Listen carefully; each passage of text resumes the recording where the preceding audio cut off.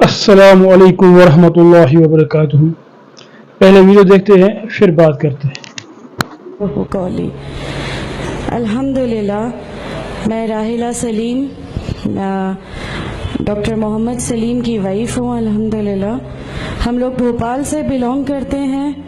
میرے ہسبینڈ نے پہلے اسلام قبول کیا. ایک جین فیملی سے بلونگ کرتے ہیں. میں اگروال فیملی سے تھی. میرا پرانا نام مانسی اگروال تھا.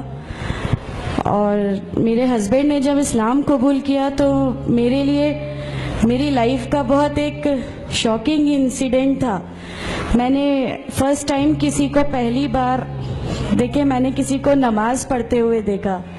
میں نے اچانک یہ اکثر کر کے ایک پرٹیکولر ٹائم ہوتا تھا اور یہ گھر سے کہیں چلے جاتے تھے اور میں ان سے پوچھتی تھی کہ آپ کہاں جاتے ہیں تو یہ رپلائی کرتے تھے this is none of your business, you have to do your job. تو میں بھی خاموش ہو جاتی تھی. باقی میرے فادر ان لا سے اکثر ان کی ڈیبیٹ اور سب کچھ ہوا کرتا تھا, بٹ مجھے نہیں سمجھ میں آتا تھا کہ یہ ڈیبیٹ کیا ہے, یہ لوگ کس بات پہ اتنا زیادہ مطلب ان کا ڈیبیٹ اتنا ایگریسو موومنٹس پہ کیسے آ جاتا ہے.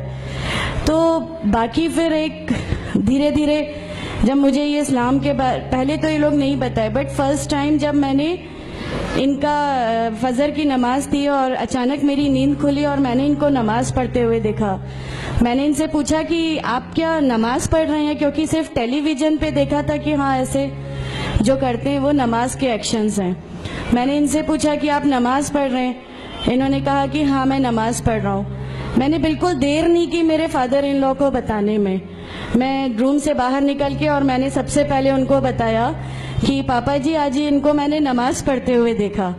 تو انہوں نے مجھ سے کہا کہ ٹھیک ہے خاموش رہو, ابھی کسی سے کہنا نہیں, ہم دیکھیں گے کیا کر سکتے ہیں. اب وہ جو میری لائف کا مومنٹ تھا وہاں سے میرے کو ایسا لگا کہ یہ کیا ہوا, مطلب یہ کیا کر رہے ہیں, ایسا کیوں کر رہے ہیں, یہ کہیں یہ کسی ایسے ویکتی سے تو نہیں مل گئے جو ان کو ٹیررزم کی طرف لے جا رہا ہے اور یہ ایسی چیزوں میں تو نہیں انوالو ہو جائیں گے. ایک بہت بڑا ڈر جو میرے اندر تھا وہ, اور on that time I was pregnant, تو میرے کو ایک بہت کھلبلی سی لگی رہتی تھی کہ یہ کیا چل رہا ہے, یہ کیا چل رہا ہے. پھر دھیرے دھیرے کر کے جب میں ان کی بکس وغیرہ جو المیرا میں رکھی رہتی تھیں وہ میں پڑھنے لگی اور ڈھونڈنے لگی. یہ چھپا کے رکھا کرتے تھے اور مجھے جب بھی کوئی بک ملتی تھی تو پھر میں اس کو پڑھنے لگی. تو مجھے اس میں ایسا کچھ لگتا ضرور تھا کہ پتہ نہیں کچھ ہے, کوئی ڈیفرنٹ چیز ہے, کیونکہ میں نے دیکھا کہ ان کے اخلاق, ان کی سب چیزیں بالکل چینج ہو گئیں.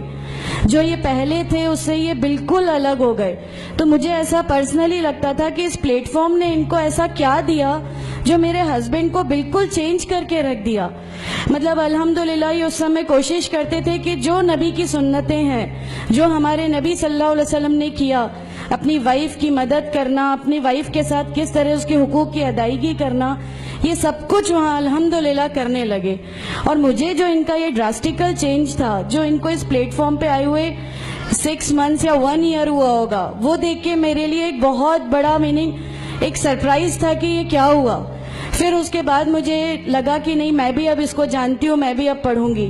اور پھر میں اپنے فادر ان لا اور ان کی ڈیبیٹ سننے لگی. تو جینزم میں گاڈ کانسیپٹ ہے ہی نہیں. ہر وہ ویکتی جو بہت زیادہ علم حاصل کر لیتا ہے, بہت زیادہ نالج حاصل کر لیتا ہے, تو وہ ایک لمٹ پر آ کر نعوذ باللہ گاڈ کا وہ مقام حاصل کر لیتا ہے اور لوگ اسی کی پھر پوجا کرنے لگتے ہیں, اسی کی ورکشپ کرنے لگتے ہیں. تو میرے دماغ میں اگروال فیملی سے تھی, تو میرے دماغ میں تھا کہ نہیں, ہمارے جو بھگوان ہیں وہ 3-4 ہاتھ والے ہیں, ان کا کیا ایک ہی گاڈ ہے جس کو جا کے آپ کو پوجنا ہے. تو نہیں, میں ان سے تو کچھ نہیں مانگوں گی, 3-4 ہاتھ والے بھگوان ہی ہوتے ہیں, یہ نہیں کچھ وہ ایسا رکھتے. تو وہاں سے ایک تھوڑا سا ڈسٹریکشن میرے کو گاڈ کانسیپٹ کا آیا, اور ایشور ہے جو اس دنیا کو چلا رہا ہے, یہ ہمیشہ میرے ایک ذہن میں رہتا تھا. تو مجھے میرے فادر ان لا کہیں نہ کہیں اس پلیٹ فارم پہ آ کے غلط لگنے لگے کہ نہیں, یہ جو کہہ رہے ہیں وہ صحیح ہے اور ان کی جو ڈیبیٹ ہے اس کا اینڈ جو ہے وہ یہ صحیح ہے. پھر دھیرے دھیرے کر کے مجھے ان کی چیزوں پہ یقین آنے لگا الحمدللہ. پھر ہمارے ایک فیملی فرینڈ ہیں, ان کے یہاں یہ مجھے لے گئے. وہاں پر کسی نے مجھ سے کہا کہ میں بہت بزرگ ہو چکا ہوں, کلیم صدیقی صاحب ہیں, مجھے ان کا نام دھیان نہیں ہے اچھے سے, بٹ انہوں نے مجھ سے کہا بیٹا میں بہت بزرگ ہو چکا ہوں, میں چاہتا ہوں تم کلمہ پڑھ لو, میری زندگی رہے نہ رہے, میں آپ سے ملوں نہ ملوں, تو آپ کلمہ پڑھ لو. تو الحمدللہ میں نے کلمہ پڑھ لیا. کلمہ پڑھنے کے بعد بھی جب ہم گھر لوٹ رہے تھے تو میں نے ان سے کہا کہ میں نے صرف ابھی کلمہ پڑھا, ابھی آپ یہ مت سمجھیے گا کہ میرے کو سب سمجھ میں آ گیا اور میں اس چیز کو مان لوں گی. انہوں نے کہا نہیں, تمہاری مرضی, کسی میں کوئی فورس نہیں ہے. تو الحمدللہ اللہ تعالیٰ کا احسان ہے, اس کلمے کی طاقت تھی. اور یہ ہمیشہ کہتے تھے تمہیں کوئی دعا مانگنی ہے تو تہجد میں مانگا کرو, تہجد کا جو ٹائم ہوتا ہے وہ بہت قیمتی ہوتا ہے اور اس میں اللہ تعالیٰ سب کی دعائیں قبول کرتا ہے.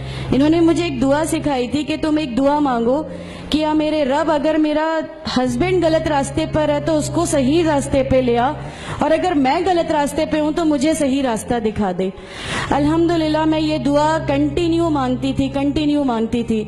ایک بار میری نیند الحمدللہ تہجد میں کھلی اور بس میں نارمل جیسے ایک دھیان کرتے ہیں ویسا میں بیٹھ گئی اور اپنے آپ اچانک دل چاہا کہ بس سجدہ کروں.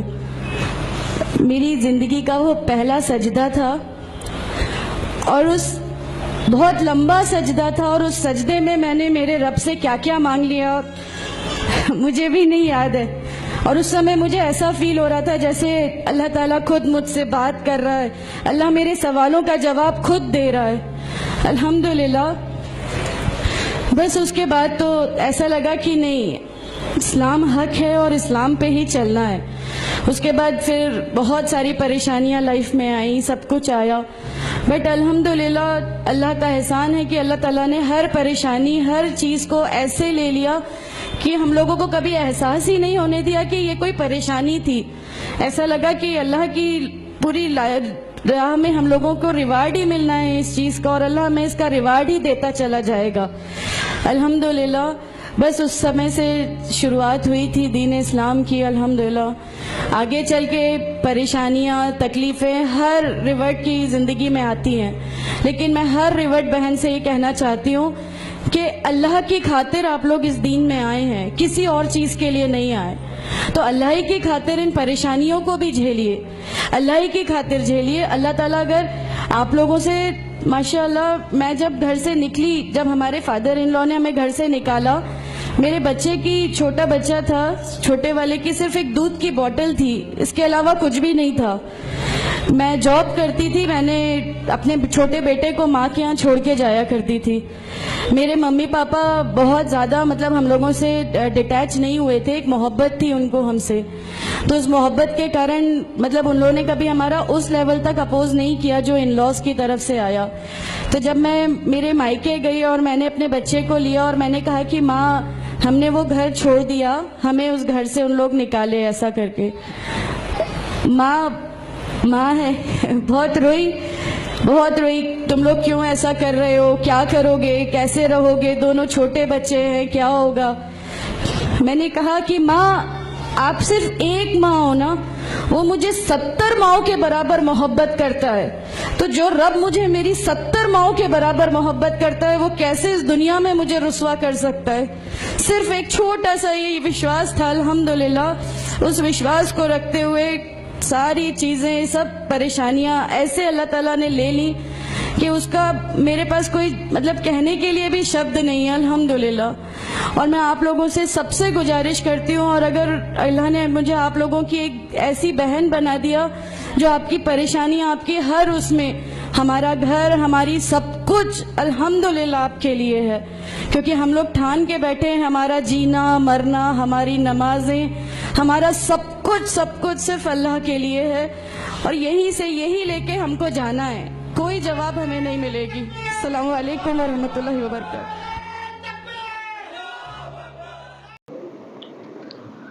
آپ یہ ویڈیو آپ نے دیکھ لیا, اب تو آپ ہی بتاؤ اس ویڈیو کے بارے میں. کمنٹ سیکشن میں اپنی کمنٹ میں اپنی رائے بتائیے, اور اس چینل کو سبسکرائب کریے. تب تک کے لیے اللہ حافظ.